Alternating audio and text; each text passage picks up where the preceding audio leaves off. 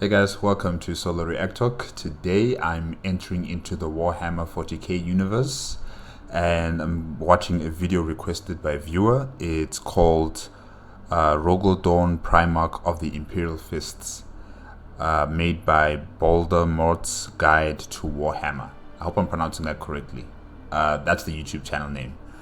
And yeah, I know about the Imperial Fists. I've watched a Templin Institute video on them, the 7th Legion. I still have some of the notes that I wrote about them, them being the art of the siege. They're a bit inflexible as a unit, they stick to what they know. They don't really, should I say, adapt to new forms of warfare probably. They are builders. They build fortresses and even cities for the Imperium wherever they conquer. They make sure they put forts to protect that territory and to also project as a force of power to the rest of the galaxy, to say that this is an Imperial planet. If you're going to attack here, just know the 7th Legion is here to defeat you. And I know about their Primarch just a bit, Rogal Dorn. I know that he has a command that he has given his Space Marines called the Last Wall Command, which I find a bit contradictory, especially because, after the Civil War, the legions were decided to be, disbanded and put into smaller units, and Rogal Dorn has this last command issue. Should the Imperium be under severe or serious peril, and the Imperial capital is under threat, then the 7th Legion must come back together as one force. I find that a bit contradictory because, his other brother Primarchs and the leadership of Terra have decided that, the legions should be separated and they cannot come back together. But I've been told that the Primarch has the last word with his own Space Marines, and whatever he says goes. So it's a confliction of authority here, which I'm still a bit perplexed about. I'm still trying to find out who has the ultimate jurisdiction when the Emperor is incapacitated. Who has the final word, the final say? But it seems like all the Primarchs have their own interpretation and jurisdictions of power, and they can overlap and supersede anyone else's. So I don't know. I don't know who's the true leader right now of the Imperium, since the Emperor is, in a half comatose state. Yeah. But let's start. I'm talking too much. 3, 2, 1, go.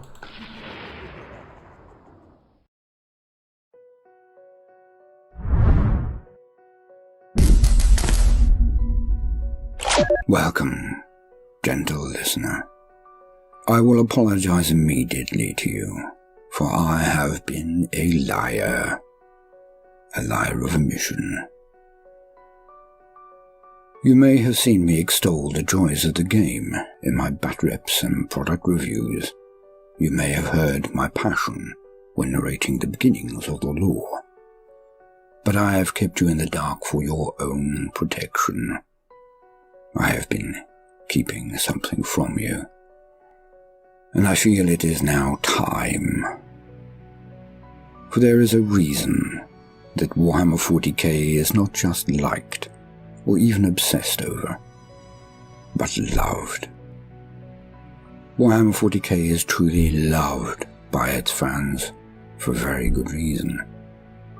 A reason I am about to reveal to you in all its bittersweet glory. It is not the toys, as splendid as they are. It is not the painting, as therapeutic as it is. It is not even the socialization and relaxation which I laud so very much. It is the escapism. It is in its depth. No other fictional universe I know of, not even that of the Star Wars saga, has such depth. It is encapsulated in one terrible moment and one single image, but you must understand it to understand why it is so potent. What I call the longest second. It is contained within the story that I am about to tell you, but the moment I speak of is the defining instant that evokes such passion and loyalty in this world's adherents. It is why I consider the tale among the best and most heart-rending fiction in modern Western literature. It may never gain the acclaim it deserves, and I certainly will not be able to do it justice, but I will try.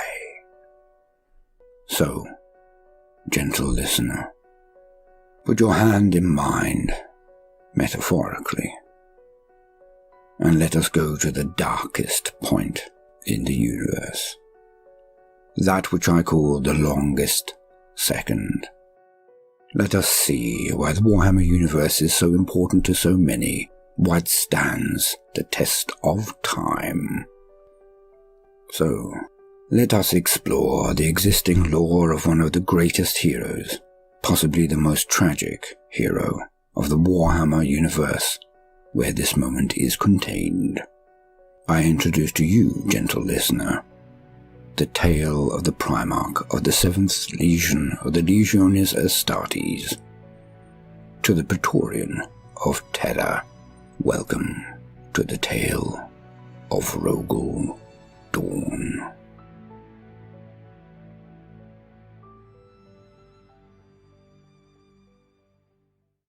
Now, let us begin our journey.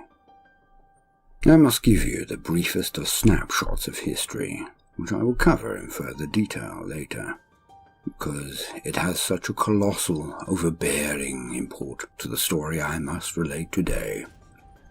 Also, do bear in mind that this is merely an introduction to Rogal Dorn.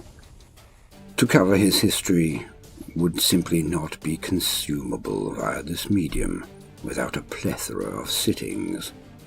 So be aware that I will revisit segments of this history in greater detail in the future, if it is requested.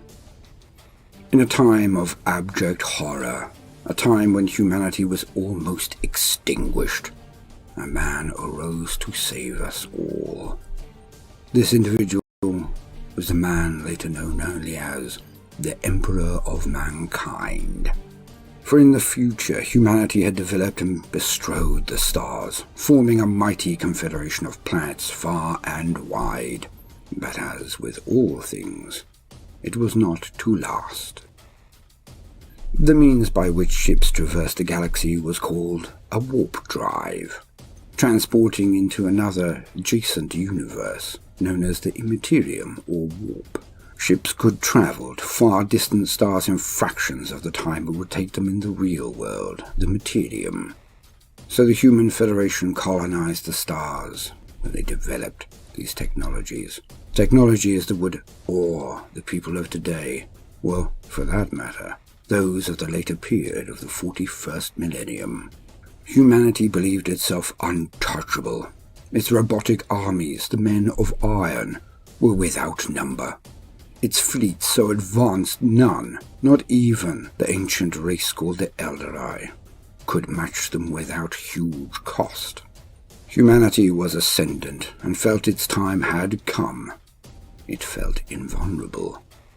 But Okay, so humanity was extremely advanced and powerful, and they relied on the technology in terms of AI and robotic technology to traverse and conquer the entire galaxy. So they've conquered the galaxy before.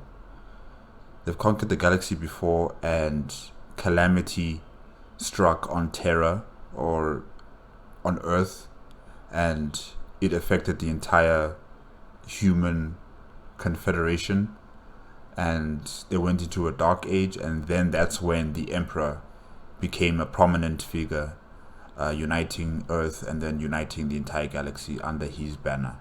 All right. I think I understand that now. thus do all falls begin, with hubris, with arrogance, A string of things happened over a very short period of time in the grand scheme of things. But do not worry, as I shall cover them all in more detail in my own inimitable style at another juncture. But let us list them now, so we have context. The men of iron, the very armies of humanity, turned on their masters. Hardly novel, but the way in which this impacts is phenomenal and very distinct. But we shall get into the nuances another time. Just know that much of humanity died in that ages-long struggle, which they barely won, with the assistance of others, against their own automated army. When humanity was on its knees, still recovering from the holocaust that was the cybernetic revolt, further disasters then struck. The warp, which facilitated fast and light travel, became almost impossible. Huge warp storms closed off much of the galaxy and made travel effectively impossible. And during that time, that's when the Chaos God Slanesh came into being, right? After the Elder, continued with their depravities and their evil enjoyment and pleasure and everything, it just culminated in the creation of Slanesh, and it created this warp storm that prevented warp travel across the galaxy. I think also that is what happened. I remember some of this from another YouTuber called Brecky. I watched his factions of the Warhammer 40k universe. So yeah, I think that's how it's related here. As the Confederation of Planets of the Humans had always relied so heavily on trade and cooperation, the effects were immediate and catastrophic. Entire worlds would previously be cities or industrialized and relied entirely on the produce of their neighbors. These planets' populations swiftly went into famine and then into starvation. Rioting occurred across the galaxy, and the human civilization was swept away. Planets that relied on the goods and equipment produced by their neighbors were similarly unable to survive, or regressed into feudal worlds where the rule of the sword and might alone were all that one could hope for justice and peace. It was a time of strong men. On top of this, humanity started to realize its potentials again, and psychers, those able to tap into the energies of the warp to create wonders or defy the rules of the galaxy, started emerging with increased regularity and with increased ability to harness the warp. The sad truth is that planets and societies that embraced this Nova Homus, the new man, the Psyker, were eventually to regret their openness. For as the Psykers emerged, their powers to tap into the warp started to attract evils that had never yet been encountered by humanity in the real world, the Materium. Psykers would succumb to the dark whispers of the denizens of the warp and be possessed. Okay, let me just try and understand this part.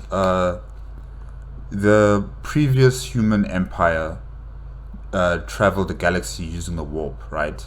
And the warp was filled with dangers and with demons and with very, dark and maniacal forces, right?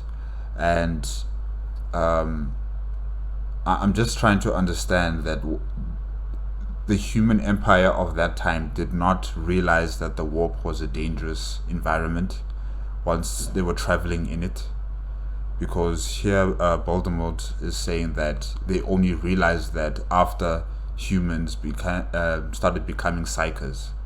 So I'm just wondering, weren't there psychers before, like for them to travel into the warp? Because I'm assuming that's the only way you guys can traverse in space, or should I say in the warp, with psychers. Or did they have a sort of technology that allowed them to navigate in the warp and to exit out to whatever destination they wished? Yeah, I'm just wondering about that part. I hope you guys can understand me. Yeah, I'm confusing myself sometimes, but yeah. Denizens that the Imperium now call demons, and entire sectors would fall to their predations. A demon is almost impossible to defeat without a fully trained and astonishingly experienced and powerful psyker on one side, or the kind of technology and weaponry that was fast disappearing due to the regression of huge swathes of human civilization. It was not to be, as there were none to train these nascent psykers, none to protect them. The carnage and enslavement of these beings went unchecked for the most part, and again, the population of humanity shrunk even more. Their freedom torn from them, and their lives reduced to that of cattle, chattel, or fodder, for the whims of their immortal and godlike masters, and Xenos alike. As humanity weakened, those races with which they had allied with to match the threat of the men of iron, their allies, all turned on them. Perhaps this is the propaganda of the Emperor, but none live who can gainsay or refute his reading of a past that he alone survived, for the Emperor is immortal and has lived for a very long time. Thus did humanity get assailed and enslaved or destroyed also by their erstwhile allies, a crime, a pain, that the Emperor has never forgotten, and his sons have been reminded of ere ever they embarked on the campaigns of the Great Crusade. This period is named the Age of Strife, by others Old Night, and it deeply affected the entire subconscious of the human race, scarred it beyond recognition.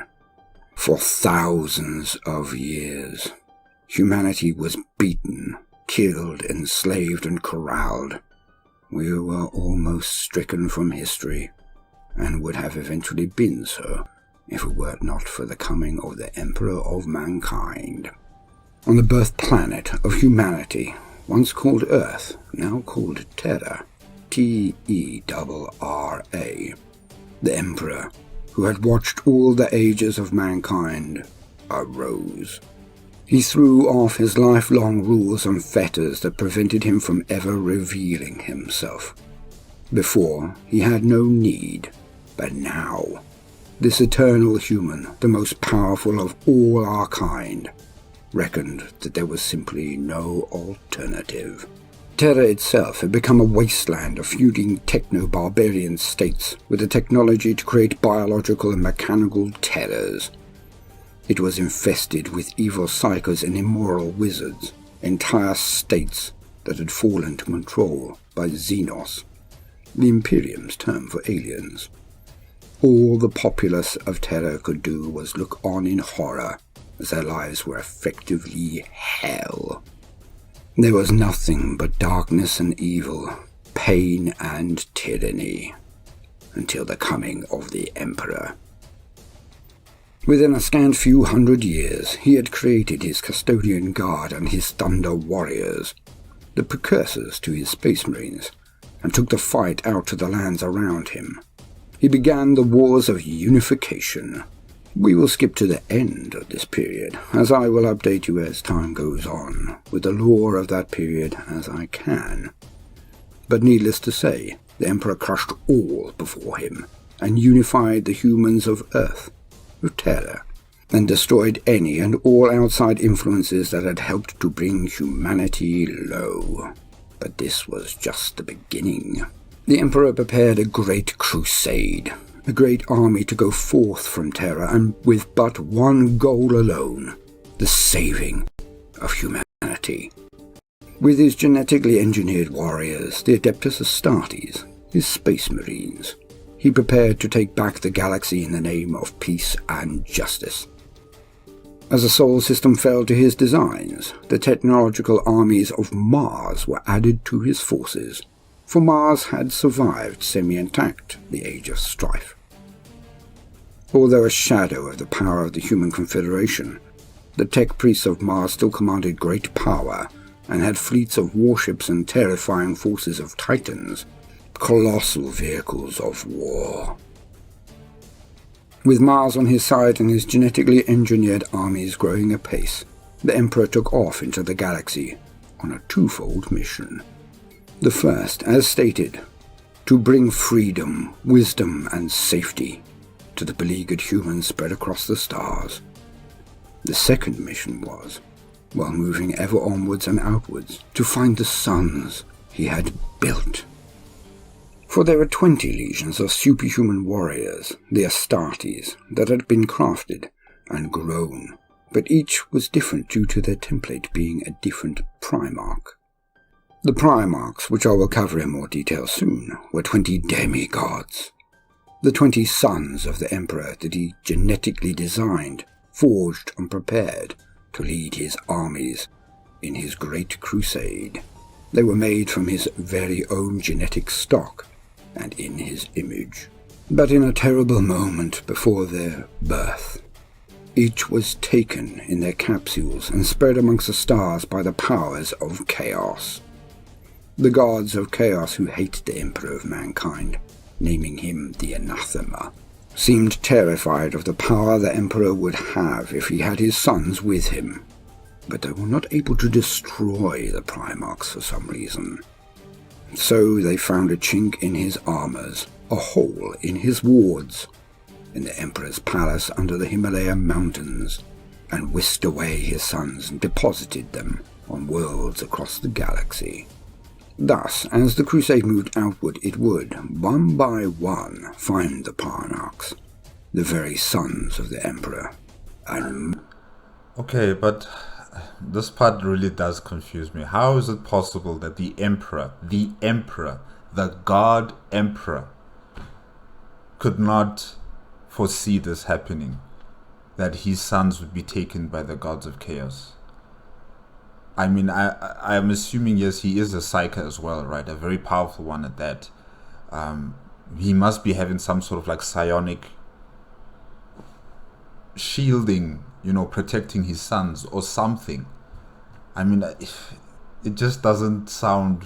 It sounds very convenient and very easy for the gods of chaos just to pluck his most valued and prized possessions from him, all 20 of them, and take them away. It's just, I still just kind of find that hard to believe. But anyways, let's continue. Mighty sons they were. Each dwarfed a space marine as much as a space marine would a normal human, but not just in size, but also in intellect, subtlety, skill, reflexes, wisdom, and power. Truly the Primarchs were titans of old, and heroes the like that would put Perseus, Achilles, or even mighty Heracles to shame.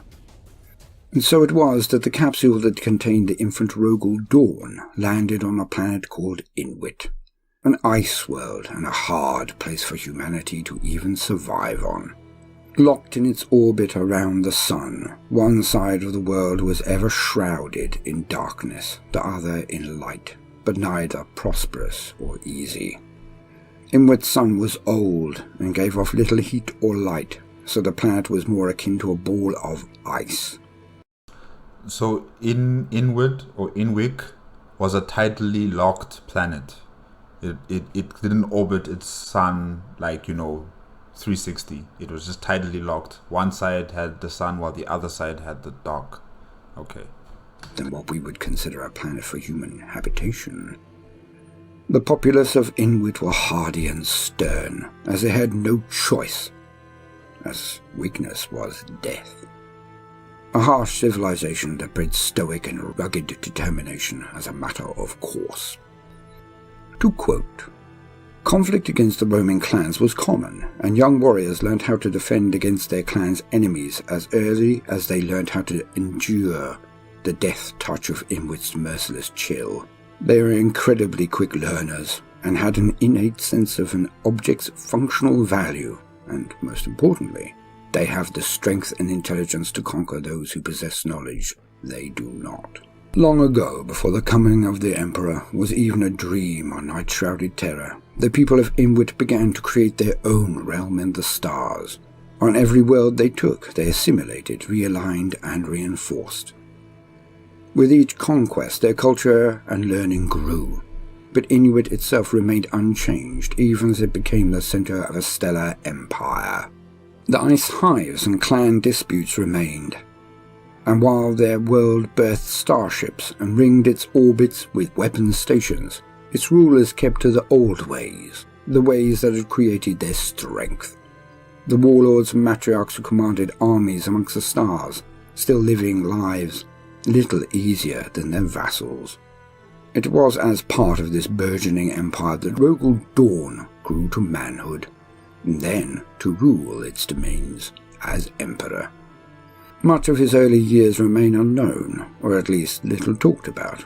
It is, however, certain that in the cold and darkness of Inwit, a boy named Rogal by his adoptive kin rose to lead the House of Dorn, also known as the Ice Caste, and then to the rule of the Inwit cluster. The patriarch of the clan that raised Dorn became an adoptive grandfather to him, and taught him much of tactics, strategy, and diplomacy. Even after he discovered he was not blood-related to his grandfather, Dorn held his memory in high value. He kept a fur-edged robe that had belonged to the man, and slept with it on his bed every night. His qualities married perfectly with those of Inwit, and he pushed their empire further than any other. Rogal led and trained his armies and fashioned spacecraft the like of which had not been seen before. Rogal then discovered a piece of luck. On his voyages of discovery, his ships came across a relic of the past, a great and powerful weapon. For in the Inwit system there was a vessel from the dark age of technology, a battleship of vast size which Dorn named the Phalanx. With this as his new capital ship and flag, he moved out and continued the work of his forebears of Inuit.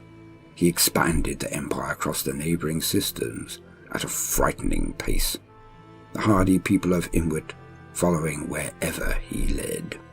Rogal's fleets then made contact with the outmost pathfinders and rogue traders at the vanguard of the Great Crusade. He was the 7th of the 20 Primarchs to be discovered by his father, the Emperor of Mankind. The meeting was a joyous one, for Rogal recognized the greatness in the Emperor and his connection with him the moment they met. For the Emperor, the blessing and joy was magnified by the discovery of not only a son, but a thriving and powerful military culture as well. Rogal Dorn offered the mighty ship, the Phalanx, to his father, the Emperor. So loyal was he, so swiftly. But the Emperor gave it back to him to command and bade him to take command of the Astartes, the Space Marines, that had been made out of Rogal's own genetic stock. Effectively, Rogal's long-lost sons. Dorn accepted, but he had conditions. Dorn did not speak a single word to his legion when he first met them. He is quiet and brooding, a demigod watching them while they tried to please him. He insisted he watched them in combat, and watched them he did. When the battle was over, he finally broke his silence. Rogal Dorn informed them that they were warriors, but they had much to learn. So, in his inimitable way, Rogal forged his connection with his legion, the only way that could ever have happened, by example.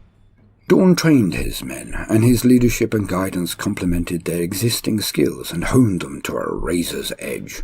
The 7th Legion had merged with their Primarch more seamlessly than ever before, and became a thing of dread and wonder.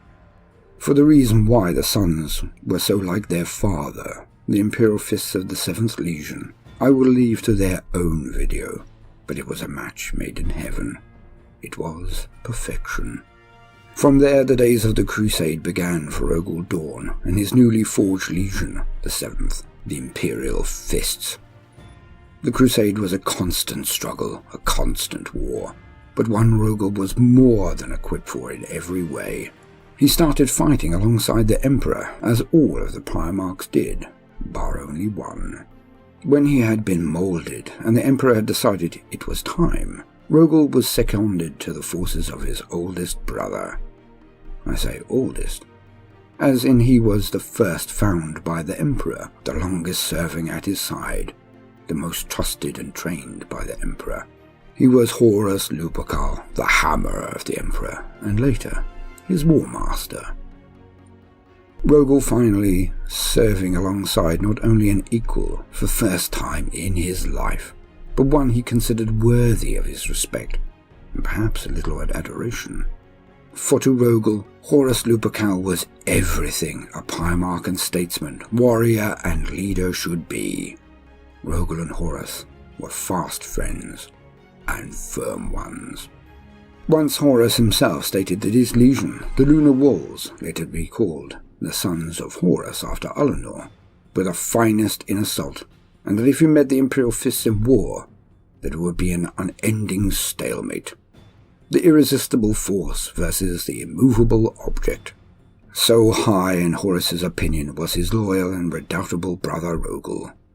They fought side by side as brothers on many campaigns. They thought they would never be anything but the closest of friends.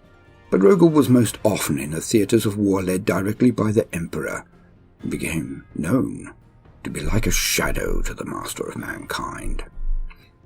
Rogal also made bonds with other Primarchs over many campaigns thereafter, but he was not charismatic or outgoing, and could be known as blunt, so did not always fit in or act in a way to elicit true friendship.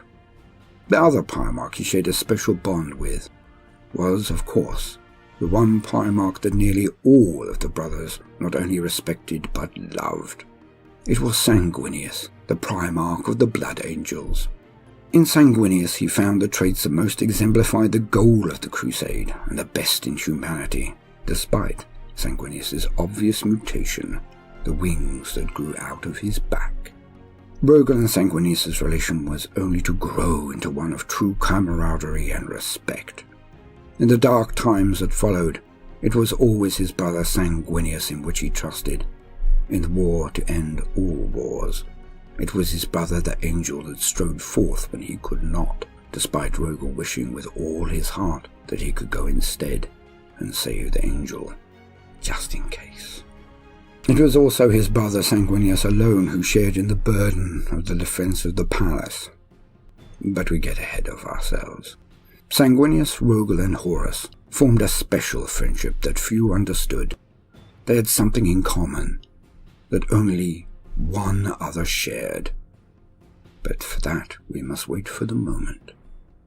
In the Crusade, the forces of the Imperium pushed forever out and out, further and further. None could stop them. None could gainsay their power, their purpose, their path. And in the Crusade all of the worst horrors of old night, the period of humanity's weakness and need, were highlighted in graphic display. The Xenos tyrants they fought, crushing humans under their feet. The mad sorcerers and psychers who dominated all life for systems around. The degradation of humanity was finally over whenever the Crusade arrived. The Crusade, as far as Rogal was concerned, brought emancipation, safety, and hope to all of the lost tribes of humanity, and it punished their gaulers, their abusers, and their foes. Where other legions moved forward in lightning, swift raids, and brought planets into Imperial compliance fast, but moved on as quickly, it was not the way of the Imperial fists. Where Horus might have won the Imperium, it is said that Rogal Dorn built it. Wherever a war had been fought, Rogal set up defences and hard points, castles and keeps, so that no insurrection would rise, but also so those worlds he conquered were defensible, and their peoples left with pride. He built each world up. I'm starting to like this Primarch even more. After the first time I heard about him, and even now, you know, I should say Baldermort's explanation about, you know, Rogal Dorn's modus operandi, if I can say that. You know, when he lands on a planet, he wins, yes, but he builds. Unlike his other brother Primarchs, they just go through a planet, become victorious, and then they leave. This one builds. He builds fortresses, he builds installations and other forms of structures to solidify that authority of the Imperium on that planet. That's very important, because we're building an empire. We're not just a marauding, conquering people. We're building an empire, and an empire needs structures that will last for many, many more ages for it to continue as an empire. So yeah, definitely, I'm liking Rogal Dorn in this respect. I really am. Move on until he had improved the conditions of all those who lived there, as his brother Horus had taught him, and his father, the Emperor, had instructed him. Rogal believed. Where others fought for the battle, or for glory, or for accolades and honours, Rogal fought because he believed. He believed in his brothers. He believed in his father. But most important of all, he believed in the dream. The bright and beaming dream of a humanity free, safe and happy, where they need not fear the skies or the dark or privation or ignorance. Rogal fought for a better tomorrow for his entire race, and he built that better tomorrow with every castle, keep and border he constructed. Rogal believed in the dream of the Imperium of Man. The crusade came to a head finally with two great campaigns. One I cannot mention here, but the other was the campaign at Alanor. At Alanor, the greatest collection of greenskins ever witnessed occurred, and the forces of the Imperium of Man rose to the occasion. It was the Emperor and Horus Lupercal who met this threat head-on. Others were involved, but it was these two titans of war that met the leadership of the Alanor orcs at the heaviest of the fighting. On the day the great orc war boss finally was brought to Brook, the Emperor himself was saved by Horus, who beheaded the greenskin warlord, and the battle and the war was over. In recompense for this, by the mountain of accolades and proofs of loyalty, fidelity and ability, did the Emperor elevate Horus Lupercal to the exalted state of War Master. The Emperor set him above his brothers to lead them as he had done beforehand. And with that the Emperor then left the crusade to return home to Terra to deal with other issues. It was one of the greatest days in the life of Rogal, for he could genuinely admired his big brother and supported him, and, despite never showing it, as it was not his way, he was... Wait, Rogal Dorn is the guy on Horus's, I should say, left, right? The guy with the silver hair. Not the one with the red clothing, but... yeah, I think that's him there. I think that's him. Okay. Was so happy for Horus. He thought no other would have made sense. And Horus repaid that trust and augmented it by secreting himself for a time and asking Rogal to help him reinvent himself, to define and agree the identity and duties of a war master, and to set a bar that Horus must always hold himself to. Horus came to Rogal as one of his closest friends, but also as one of the most accomplished and powerful of all of the Primarchs in the arts of war. Also, to some extent, he came in statescraft, and how to manage his other brothers, for he had not forgotten that Rogal Dorn had once, before his finding by the Emperor, been monarch of an empire of warriors. The administrative approach of Gulliman would not have suited the situation, much as he is lauded for his ability, as it was a congregation of warriors of legend that Horus would have to ride, have to bend to his will, his direction. It could not be done by diktat. After a time, the Emperor recalled Dorn to Terra to be his Praetorian. The Emperor of Mankind had his body and palace guards in the Custodians, the 10,000. But yet he called back Rogal to be with him, to protect Terra and the Sol system, and to improve the defences of the Imperial Palace, much as they thought they would not be needed. Many were aggrieved at this singular honour. Perturabo of the Iron Warriors in particular railed against this favouritism shown to Rogal, but Rogal did not care. Rogal Dorn knew that he was the best man to be at his father's side. I have a theory as to another reason that Rogal might have been at the Emperor's side. But again, we must wait for that dreaded moment. And it was at this point that the horror began in earnest, and nothing Rogal had seen before this prepared him for what was to come. Nothing could. Whilst he was leading a small contingent of his hand-picked guard on his way to Terra to take up his position as Praetorian, Rogal found a lost ship hailing for assistance. It was the Eisenstein. Aboard were Death Guard who demanded to speak with him immediately. In that fateful moment, that most charged of encounters, Rogal Dorn found out the terrible truth. The Death Guard warrior, Captain Nathaniel Garrow, was the harbinger of doom to Rogal, as he informed the Primarch that his brother, Horus Lupercal, had turned traitor and had recruited others, and they were now in open rebellion against their father. For this, Garrow nearly lost his life, as Rogal was so staggered and enraged by this infamy that he doubted Garrow so much he nearly killed him, even though enough evidence came forward to prove the word of Garrow and confirm that the worst nightmare had started. The War Master, Horus, had turned his back on the Imperium and the Emperor, and was preparing to make war on all those who remained loyal to the throne. Poor Rogal. One cannot imagine the crushing, heart-rending desolation he must have felt at this news. Why he could not accept it immediately. For one of his brothers turning against the Emperor was one thing. Perhaps Angron, or humiliated Lorgar, or even the insane Conrad. But for his oldest brother, his big brother, the one he admired the most, the one he had vested the most hope in, to have fallen. In that moment it shook Rogal Dorn to the core.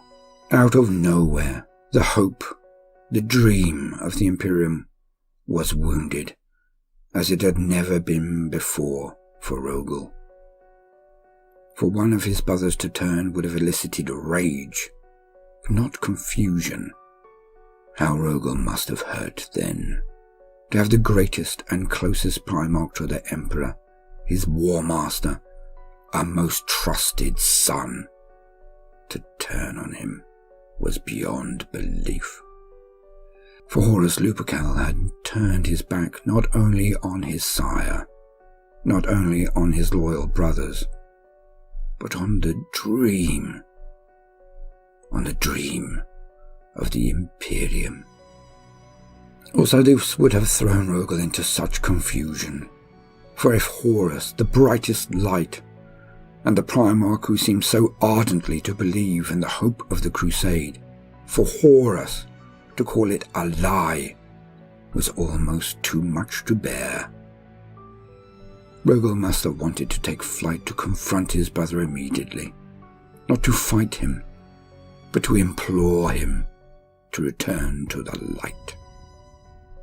But no, Dorn, the warrior inside the soul of this Primarch, must have known. As soon as he heard that 3 of his brothers had fallen to the darkness surrounding Horus, he knew. He knew that Horus was not alone, and that the others would buoy him up and keep him on the course he was on. The likes of Angron or Mortarion were understandable. But Fulgrim, shock upon shock, horror upon nightmare, grief piled on grief. With such surrounding him, Rogal knew that Horus would not be able to be taken from his path, would never be able to bend the knee and beg for clemency. He needed to be adored, so did Horus. So the die was cast, and Dorn knew it would not wash off. Dorn sent his fleet to the Istvan system where the treachery was occurring and took himself and his elite to Terra to inform his father, the Emperor. Horus Lupercal had turned to evil. He had been seduced by the dark powers of corruption, the dark gods of chaos. More than this, he had turned other brothers with him. The visitors from the Eisenstein reported that Horus had turned Angron of the World Eaters, Fulgrim of the Emperor's Children, and Mortarion of the Death Guard. 4 full legions were in revolt, led by the most able general of them all. Rogal returned to Terra, and his father, the Emperor, issued a full 7 legions and their Primarchs to destroy the rebellion. As the arch-traitors mounted their defense and raised their banner on Istvan V, the retribution force of the Emperor prepared to land. 3 legions were to make landfall first and assault the strong points of the traitors, to then be supported by the other 4. The Salamanders, Iron Hands and Raven Guard landed on Istvan and began their furious attack on the positions of Horus and his treacherous brothers. What happened next is too complex and too important to cover here, but in very brief. The 3 were tricked. They were betrayed. For the other 4 legions that landed behind them, the Word-Bearers, Alpha Legion, Iron Warriors, and Night Lords, had already gone over to the Ruinous Powers. They landed and set up fortifications, then joined with Horus's forces and simply blasted the 3 loyalist legions to smithereens. And when they were done with that, they drew out their chainswords and engaged in close combat. The butchery was great. The 3 loyalist legions, the Salamanders, Raven Guard and Iron Hands, were taken by surprise, betrayed and nearly exterminated that day. But worst of all, brother actually slew brother. Although Corvus Corax, Primarch of the Raven Guard, and Vulcan, Primarch of the Salamanders, managed to escape that terrible trap, Ferrus Manus, the Primarch of the Iron Hands, was slain, his head cut off his shoulders by his erstwhile best friend and closest confidant in all of the Primarchs, no less than his brother, Fulgrim. What occurred to the Imperial Fist near Istvan will be covered in their own video, but after a short period Rogal issued their recall to the Sol system to assist in its defense. His legion, despite having the upper hand against a more numerous opponent, and were winning, did as instructed, and, taking casualties, they withdrew from combat and made their way to Terra as instructed. For the Imperial Fists were ever obedient to their lord, no matter the situation. The next few years were a living hell for Rogal Dorn. He was given command of the remainder of the Loyalist armies as the new War Master of the Emperor, outnumbered and constantly outmaneuvered by his brother, Horus Lupercal. The war always seemed to go against Rogal. He fought like a tiger, organized like a whirlwind, and was as tactically astute as any who could have filled his role. Better perhaps even than his opposite number, if their roles were reversed. But the inevitable occurred, and the Loyalists were pushed back again and again. Nor would all of his brothers obey his commands, nor follow his lead, despite the stakes involved. Leman Russ, Primarch of the Space Wars, went off on his own rampage, nearly slaying the traitor War Master, but he did not finish the job when he had the chance. Then he and his legion and fleet were forced into consecutive battles, all designed for one thing, the one thing Rogal feared most, the prevention of the Vulca Fenrica, the Space Wolves, from being able to return to defend the Palace of Terra. Rogal was practically alone, his father fighting in the Webway, his closest brothers defeated or in far-flung battle and unable to answer his klaxon call to the throne world. He only had Jagatai, a brother that few knew, fewer still liked or trusted, despite him doing nothing to deserve the reaction. Rogal was, to all intents and purposes, so very, very alone. At this point, yeah, I guess you could say he was alone, but I don't think he should have thought of it that way, you know? He has his his sons, and he has the Imperial Guard. Don't ever miscount these people. Don't ever look down upon the Imperial Guard. You know, they're on Terra probably in the millions or hundreds of millions of people. So, you know, have strength in that. Have strength that you still have your sons and you still have the Imperial Guard. And the Emperor has faith in you. So you're not alone, really. Yeah. And I will apologize again to you, my gentle listeners, for I cannot bring myself to rush this subject, the very soul of Warhammer 40k. I had believed I would be able to condense this tale into but one video, but I find the subject matter, the work, is too great. I will not sacrifice the journey to the destination, for it would diminish the impact and import of the whole. For this reason, I will ask your indulgence and beg for your forgiveness, for the content is too large. I must end this installment here. Also for the reason that the style and pace of the next segment will be so different that it makes logical sense. As the best storytellers all know, leave the best, or the worst, until last. I hope you will continue with me on this path to the darkest moment, the longest second, for it will be available soon.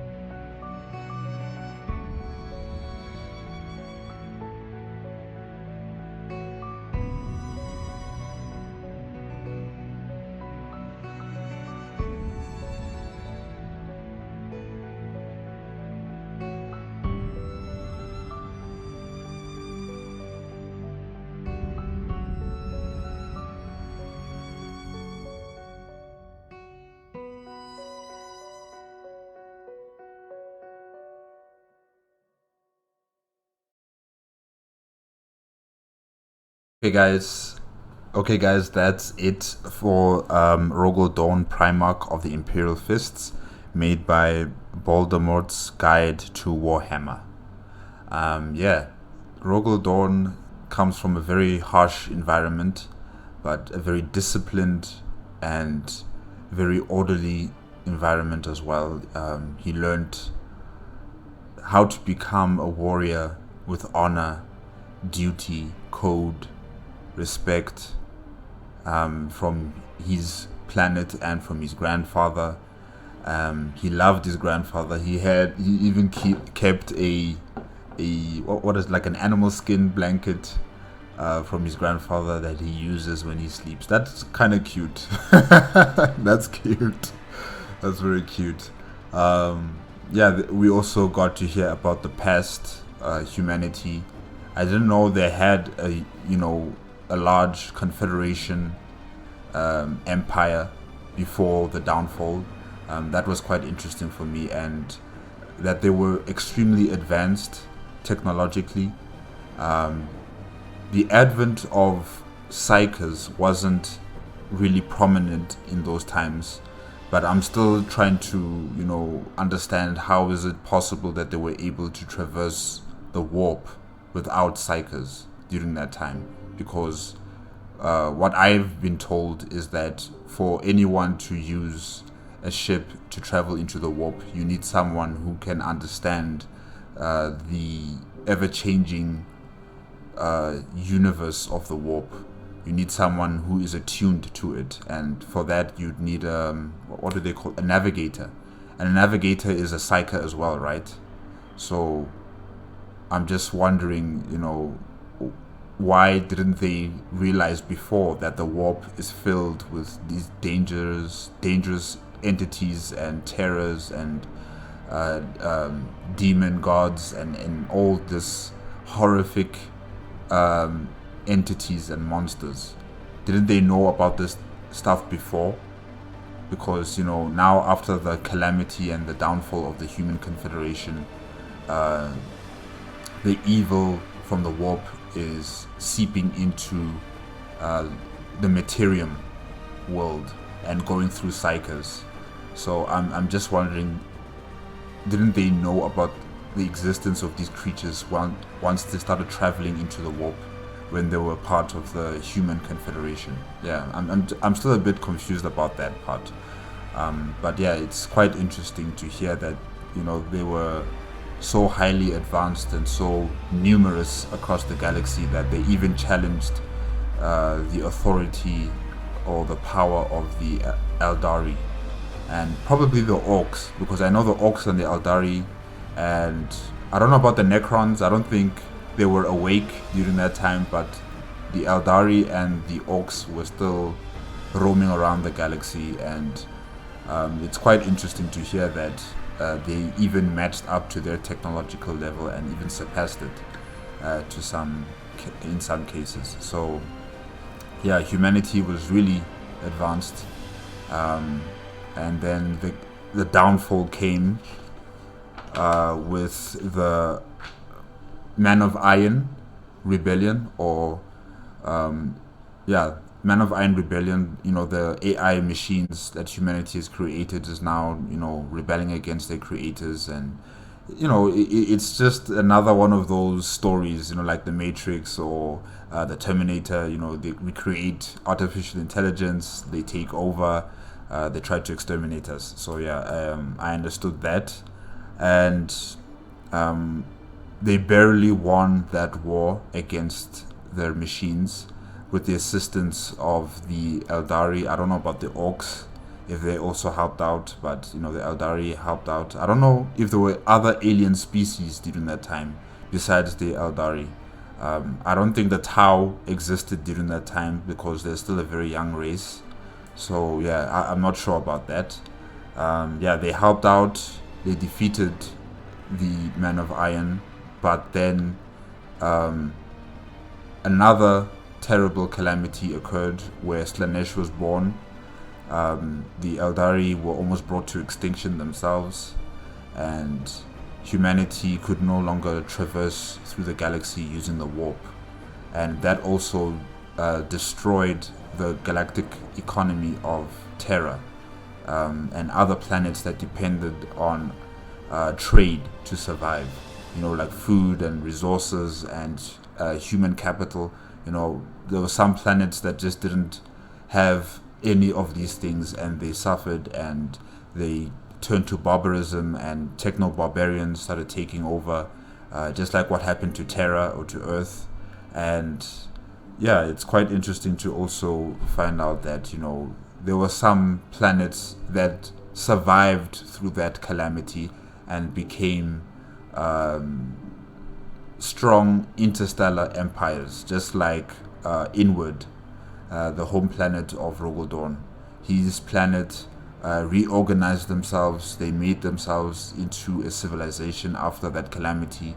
They started conquering neighboring star systems and started molding their own interstellar empire.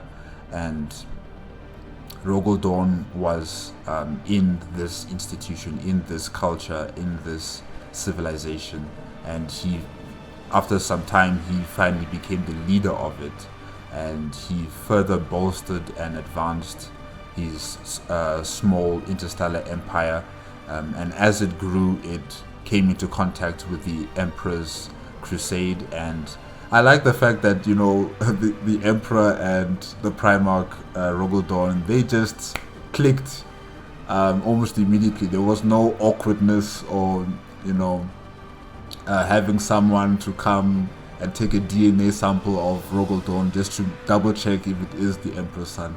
Like the Emperor just knew and Rogal Dorn just knew. I'm just imagining how would that seem like, you know, like if I watched it on a movie, if they saw each other.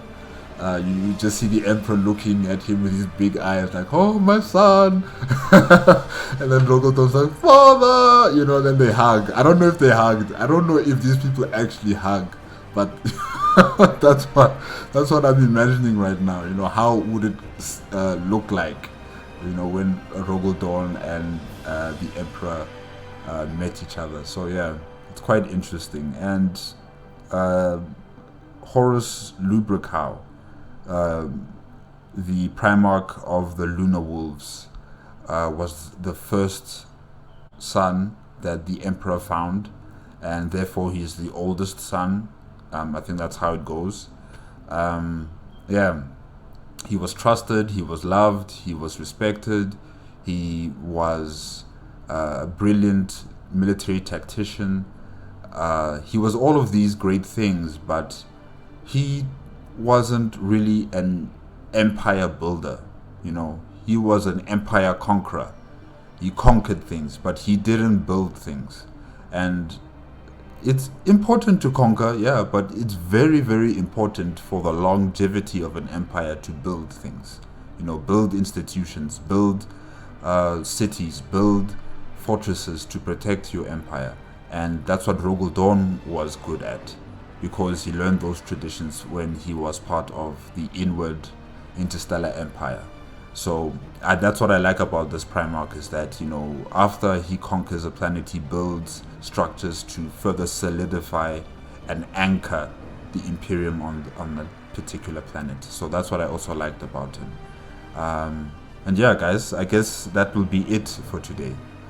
It's already passing 8 minutes of my own recapping and discussion about this Primarch. So next week Tuesday, not Tuesday, next week Thursday, I'm going to continue on with part 2 of Baldermort's guide to Warhammer Rogal Dorn, Primarch of the Imperial Fists.